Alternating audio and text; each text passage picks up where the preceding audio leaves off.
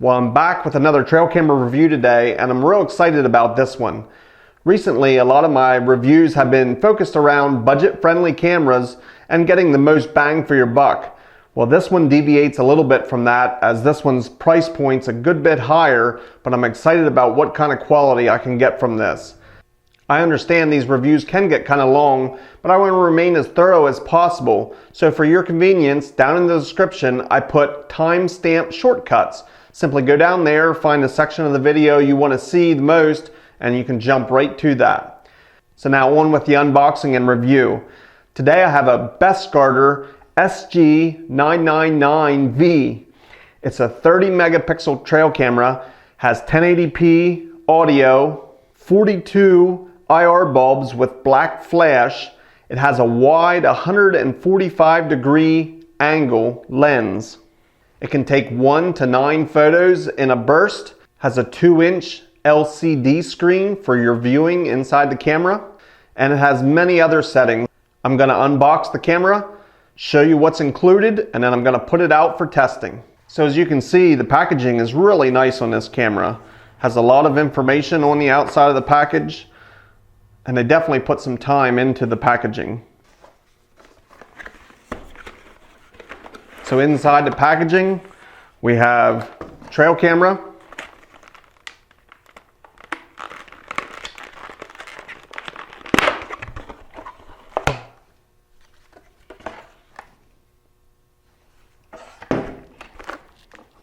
have a tree strap, USB cable, and a cable to attach to a TV.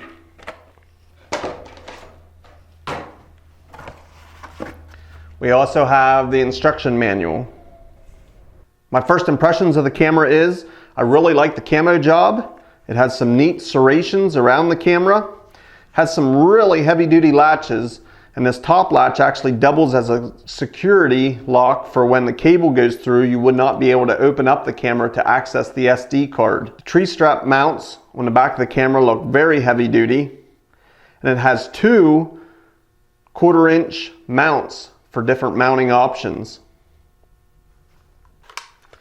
Inside the camera, we have place for your batteries, and this camera takes 8 or 16 batteries. Now 16 batteries seems like a boatload of batteries, but the camera will run on 8, and I see the advantage of using 16 if you're placing this camera and then leaving it go for maybe 6 months at a time. Those 16 batteries are supposed to last up to a year. I'm going to be powering the camera with 8 lithium AA batteries, and although the manual doesn't say it, in order to use just 8 batteries instead of 16, you have to place all the batteries on one side of the camera and leave the other side empty. It powers up just fine then. These long ribbons are to help you pull the batteries out, so you lay them down, put the batteries on top of them. These are pretty deep pockets and very hard to pull out with your fingers, and that ribbons definitely aid in that. The camera features a test mode in which you can go in and access all the custom settings of the camera, but it also has 3 easy preset modes. It has a preset 1, preset 2, and then a video mode. You can simply select one of those and the camera will begin to function immediately. Those presets are defined in your manual. I'm going to go into the test mode and set the custom settings the way I want them. From the test position of the camera, you can select the menu mode and you can access the menu. That's where you can set the clock. You can select digital zoom if you would prefer. It has digital zoom of 2, 3, or 4 times. You can select your image size, your video size. You can have a timestamp on it or take that off. It has an auto overwriting mode also, whereas with your SD card getting full, it'll overwrite the oldest picture first and keep taking pictures. The camera has PIR sensitivity, low, medium, or high. It also has the IR flash intensity. You can set that or low or high. So if you're expecting the objects to be close to you, you can put it on the lower setting to prevent washout. You can select a camera name, and it also has security code you can put in to prevent theft. Well, I'm not going to get into every single setting, but those are the basics.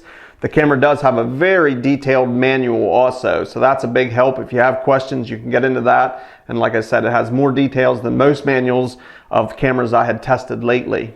I'm going to put the camera out now. I'm going to test it on picture and video mode, and I'm going to see what kind of quality we can get from this Bestguarder SG99V. Well, the first thing I'm going to do is I'm going to test the time lapse, and I'm actually filming this on the trail camera. It's a beautiful bluebird type day, and we have the big white puffy clouds, so it should make for some great time lapse. I'm going to test that, and then we're going to go put it on trail camera mode.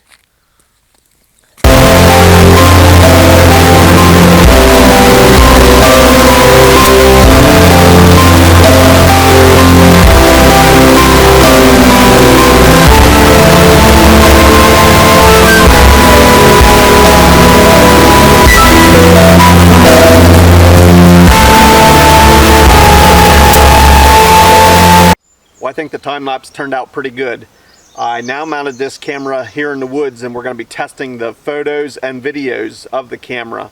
I mounted this at exact location that I've tested previous cameras at, so we should get a real good idea on how this wide angle lens compares to other cameras with its field of view and how much coverage we get. I'm also excited to see what kind of footage we can get with it. I think it's going to be pretty good. Next time you see me, we'll be reviewing the example footage.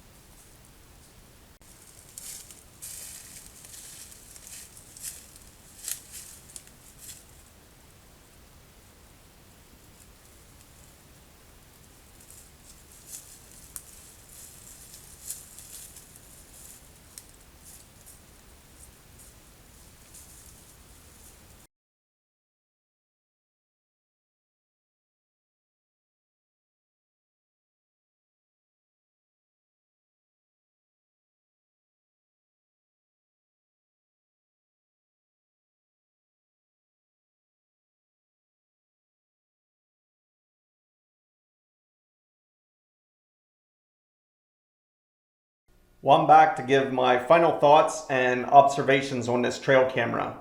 As you could tell from the footage, I mostly use my trail cameras on video mode, but I did both video and photos just to get a sample of the quality that I could get.